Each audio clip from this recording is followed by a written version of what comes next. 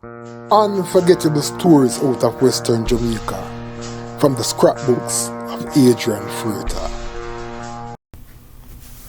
While there have been countless cases of citizens who have been arrested for various crimes, complaining that the police have either planted evidence against them or fabricated statements to implicate them, except for a few instances where judges have found police officers to be lying, the public have always seemed okay in giving the police the benefit of the doubt.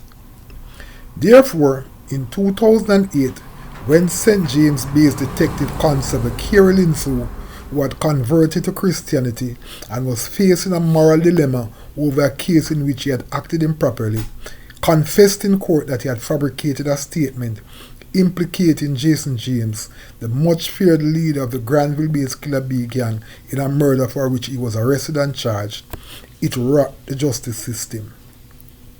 Lyn-Sue's confession sparked national outrage, with many persons questioning the credibility of the justice system at all levels and its capacity to fairly dispense justice in an environment in which the police can corrupt the process. The Gleaner, through several stories, which include some that I wrote, provided extensive coverage of the fallout from Lyn-Sue's confession and his subsequent arrest and charge. The then 32-year-old constable, who was in his 7th year of service in the Jamaica Constabulary Force, was charged with perverting the course of public justice. In this edition of Lest You Forget, we will be revisiting that story, which not only rocked the local justice system and cost Lyn-Sue his job, but left him facing much ridicule, especially from some of his colleagues, who saw his confession as an act of betrayal, since it also implicated other police officers who had participated in the fabrication of the evidence which he confessed to. Lyn-Sue's road to Damascus moment started when he was asked to investigate the April 1, 2006 gunslaying of 23-year-old Sheldon Shaw, who was shot and killed gangland style in the retirement community in St. James. According to the former policeman's confession, after being given the case, he was struggling to find witnesses who were willing to cooperate with the investigation. So he decided to create a fictitious witness and wrote an incriminating statement against James, which he signed using the name of his self-created witness. However, 2 years later, Lyn-Sue, who had become a Christian, began feeling some amount of discomfort continuing the case which was ongoing in the St. James Parish Court. As reported in a Gleaner story published in early January 2008, a remorseful Lyn-Sue on January 15 gave sworn evidence to resident magistrate Carey Lyn-Sue that he had made up the statement which was being used to prosecute the case against James. The case was promptly dropped and Lyn-Sue arrested and charged for his illegal action. Based on the offense he had confessed to, Lyn-Sue could have faced a sentence of 2 years in prison and a fine of $1 million. However, at his sentencing, resident magistrate Winsome Henry was quite lenient in handing down a 6-month sentence, probably rewarding Lyn-Sue for his unsolicited confession.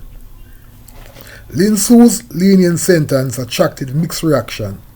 Some of his former colleagues felt it was not harsh enough, claiming he had done irreparable damage to the image of the Jamaica Constabulary Force, while others, especially Christians, who were seemingly quite pleased that he had chosen to do the right thing, felt he should have been given a non-custodial sentence.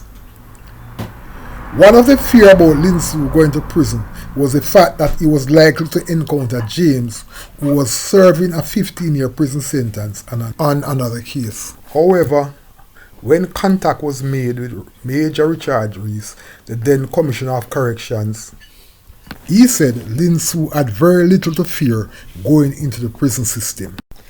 "We have one system in Jamaica for everyone," Major Rees told the Gleaner. "If you are an adult male, you will be sent to either the St. Catherine District Prison in Spanish Town or the Tower Street Adult Correctional Center in Kingston."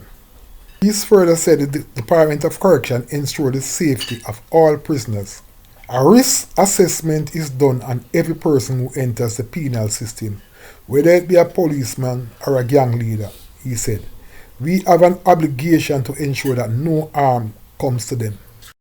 He said one of the risk assessment is done at the St. Catherine District Prison and the other at the Tower Street Correctional Centre.